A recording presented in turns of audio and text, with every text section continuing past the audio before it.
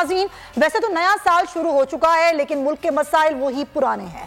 انہی ملکی مسائل پر بات کریں گے اور معیشت کا نچوڑ اگر نکالیں اور معاشی صورتحال کی نچوڑ پر اگر ہم بات کریں تو شہباز سرکار کی جو چند ماہ کی مہربانیاں ہیں اس سے ملک کا کوئی بھی شعبہ اس وقت ایسا نہیں ہے کہ جو کہ شدید معاشی بحران کی زد میں نہ ہو. ایک جانب جہاں بڑھتی ہوئی مہنگائی ہے جس نے عوام کی دو وقت کی روٹی بھی اس سے چھین لی ہے، وہیں بڑے بڑے نامور صنعتکار بھی گیس بحران، توانائی بحران، دیوالیہ ہونے کی خدشات سمیت مختلف مسائل سے تنگ آ کر اپنی صنعتوں پر تالے ڈالنے پر مجبور ہو گئے ہیں. پاکستان کی تاریخ میں پہلی بار غربت، بے روزگاری اور مہنگائی نے ماضی کے تمام ریکارڈ توڑ دیے ہیں.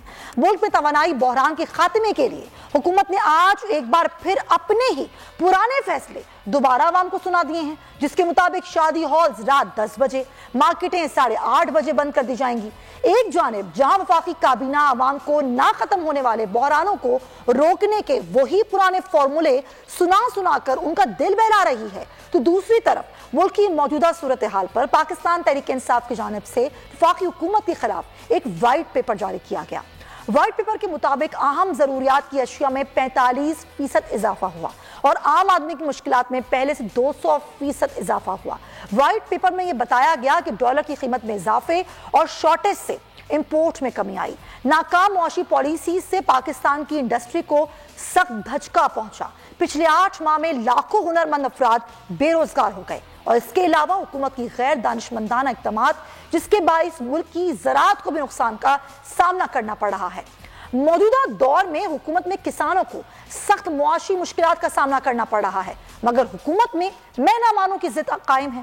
کیا معاشی مسائل کو حل کرنے کے بجائے مارکیٹیں 8 بجے بند کر کے، شادی ہال رات 10 بجے بند کر کے کیا ملکی معیشت آسمان پر پہنچ جائے گی؟ کیا توانائی بحران اس طرح ختم ہو جائے گا جیسے ماضی میں شہباز شریف لوڈ شیڈنگ ختم کرنے کے دعوے کیا کرتے تھے؟ کیا اتحادی حکومت نے 8 ماہ کی محنت میں بس یہی طریقہ ایجاد کیا ہے کہ کوئی کارنامہ سر انجام دے دیا ہے؟ آخر اس سے ہوگا کیا؟ واقعی مہنگائی کم ہوگی؟ واقعی توانائی کی بچت ہو جائے گی؟ اگر آپ کو یہ ویڈیو پسند آئی ہے تو سبسکرائب کریں اور بیل آئیکن پر کلک کریں. 2022 بہت سارے تحفے بھی دے کے گیا پاکستان کی عوام کو. پاکستان کی عوام کو ایک تحفہ یہ دیا کہ عوام کو پتہ چل گیا کہ پاکستان کا میڈیا کیا ہے. حق اور سچ کا سفر سال 2022 میں بول رہا نمبر 1. ہم نے بہت سارے شوز اور ٹرانسمیشنز کی، پورا سال مسلسل جدوجہد میں نکل گیا کہ یہ ووٹ آف کانفیڈنس کے پیچھے کون لوگ تھے. توڑے ریٹنگ کے سبھی ریکارڈ. اینکرز نے بھی عوام میں سب سے زیادہ مقبولیت پائی اور سوشل میڈیا پر بھی بول رہا سب پر بھاری.